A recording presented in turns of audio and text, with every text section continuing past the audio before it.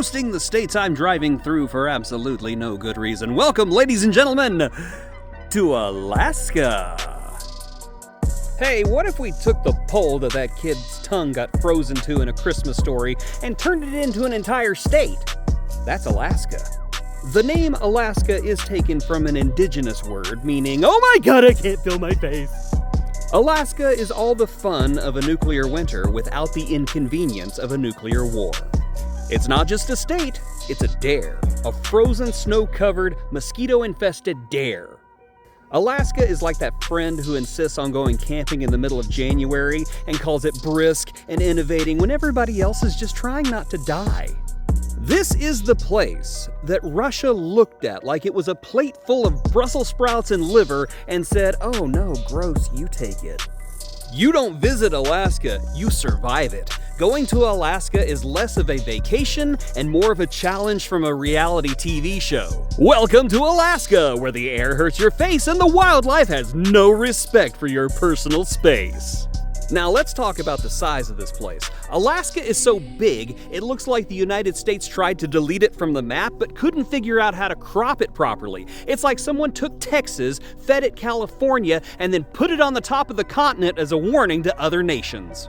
You drive 6 weeks and you're still in the same national park. In the lower 48, that's called a road trip, but in Alaska, it's called getting the mail.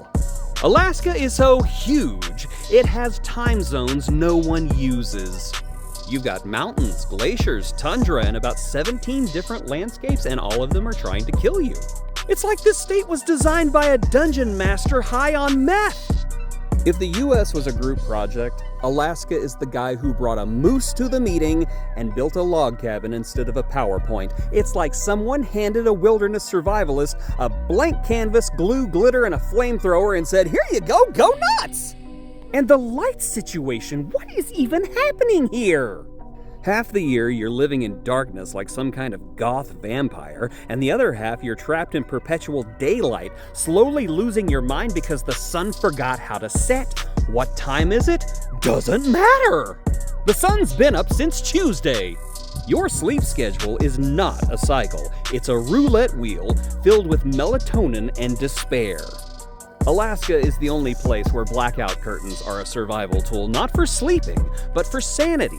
There are people up here who haven't blinked in 6 weeks. You can tell who moved here from California because they're wandering around at 3 a.m. asking, why is the sky still blue? Don't even try to farm in Alaska. You get 20 minutes of summer and a gardening window about the size of a sneeze. But somehow they still manage to grow cabbages as big as a yoga ball because of course they do.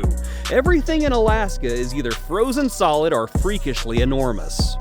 And of course we can't forget about the wildlife. In most states you worry about squirrels in the attic. In Alaska you have to worry about grizzly bears in the driveway. And the moose? Oh, those things are not cute. They are not majestic. They are walking tanks with hooves, and they will square up with your SUV and they will win.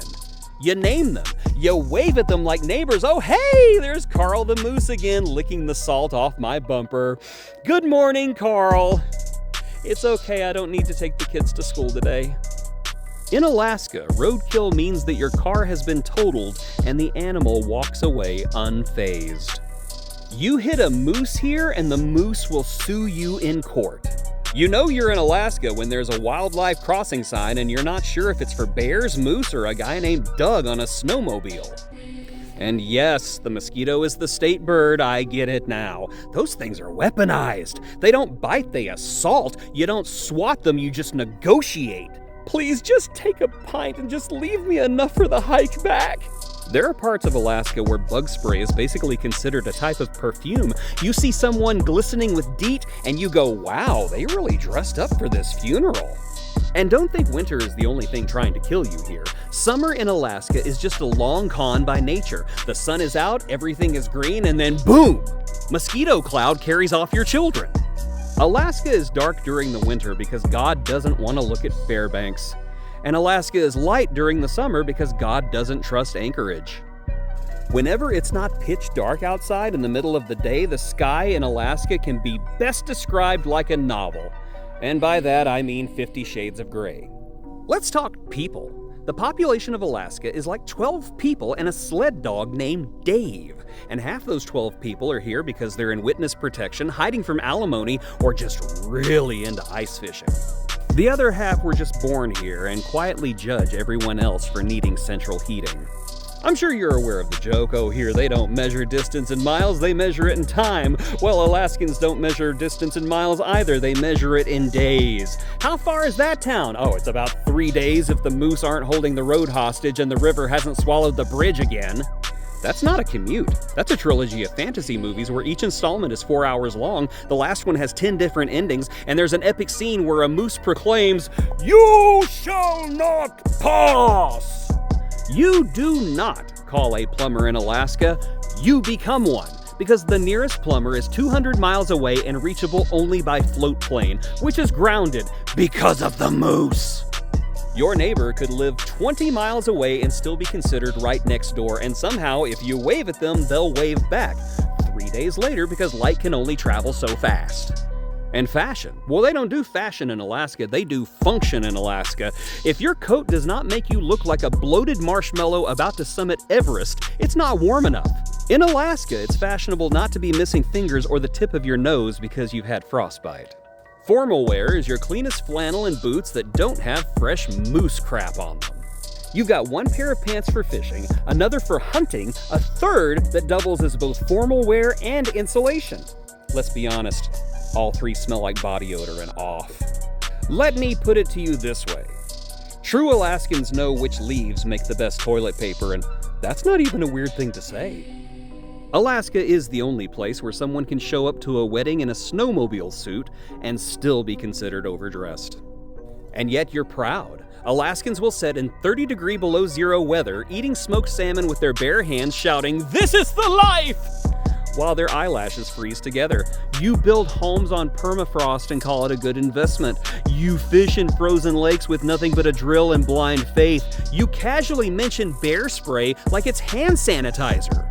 I swear, every Alaskan over the age of 6 has a "one time I wrestled a bear" story, and I believe it, not because I think they won, but because I'm not convinced the bear won either. The only place that has more "I wrestled a bear" stories is arguably San Francisco, but that's a completely different type of bear. You see, Alaska's the kind of place where people think off the grid is a compliment, where someone will build a log cabin with their bare hands just because they're bored and the satellite dish froze off. But I have to hand it to you, because for all of the snow, the darkness, the biting bugs, and biting bears, you've got something no one else does. Spirit. Alaska, you're not for the faint of heart. You're raw, you're wild, you're completely unhinged, and I mean that in the best possible way. You're the last true frontier. You're the place people go to lose themselves or to find themselves while avoiding taxes. You're breathtaking, mysterious, and fiercely unapologetic. You don't care what the rest of the country thinks. You've got mountains taller than our insecurities and valleys deeper than our student debt. You're the kind of place that makes people say, "Oh, I could never live there," right before you hand them a fresh-caught salmon, a beer, a fireweed donut, and a shotgun, and somehow they end up staying forever. You don't just attract adventurers, you create them. Alaska doesn't make life easier, Alaska makes you tougher. It breaks you down and builds you back up with duct tape, caribou jerky, and pure unfiltered moxie. Most of all, it will make you pine for the days when Sarah Palin was considered the crazy one. We really didn't appreciate what we had until she was out crazied. Don't forget that if you see one of my stickers on the road, take a picture and tag me on Instagram. So here's to you, Alaska, you cold, chaotic, majestic ice queen. You might be completely ridiculous, but you're our ridiculous, and somehow in a world of fake news, fake tans, and fake everything, you're as real as it gets. I'm getting out of here before Carl finds me. I still owe him $20.